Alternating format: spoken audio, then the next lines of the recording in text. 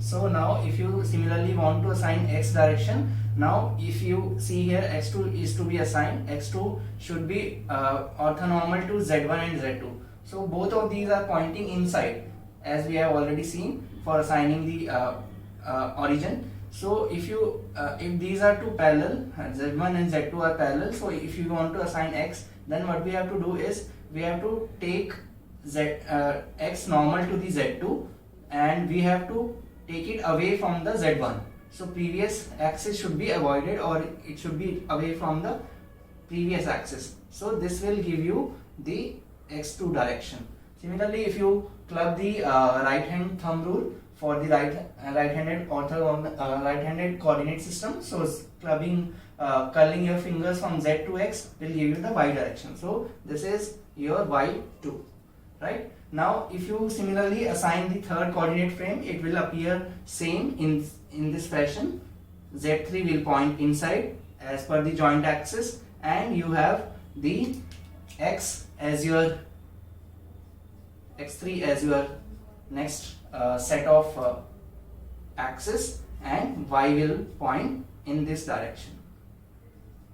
So up to here it is clear. Now if you see here, at this particular point at the joint number 4, you have two motions. One is tool pitching and one is tool rolling. So these two motions are possible. Now if you want to draw the two coordinate frame, it will complex the thing here at the same point. What I am doing is I am taking the coordinate frame by a dotted line, and it will be shown here.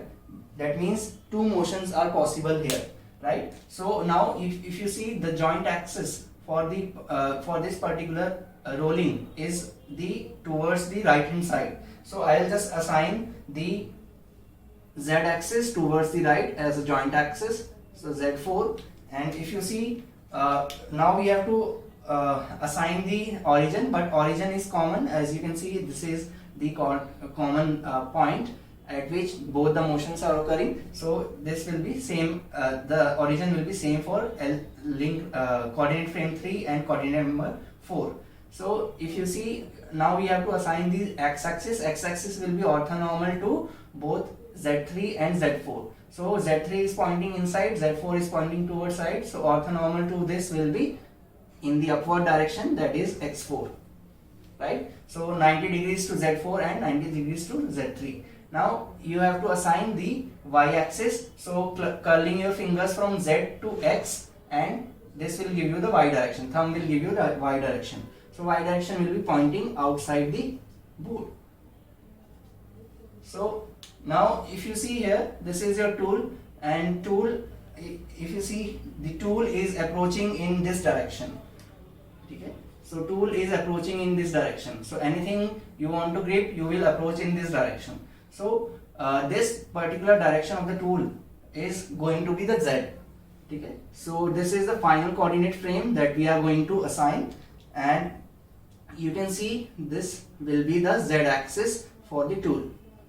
Now in the y direction, you should have the sliding of the tool. That means if you want to open or close the tool, that will come in your y direction. So over here you can see y direction is pointing inside or outside the, y5, it will be pointing inside or outside the, so I am taking the outside, it is pointing outside the board. Now as per the sign convention, if you want to find the x direction, so you have to curl your fingers from y to z. So y to z, if you curl your fingers, so it is pointing outside. So यहाँ पे आप ऐसे देखेंगे, तो curling your fingers from outward to the right hand side will give you the upward direction. So this will be the x axis for the particular coordinate frame. So this is about the assigning of the coordinate frames.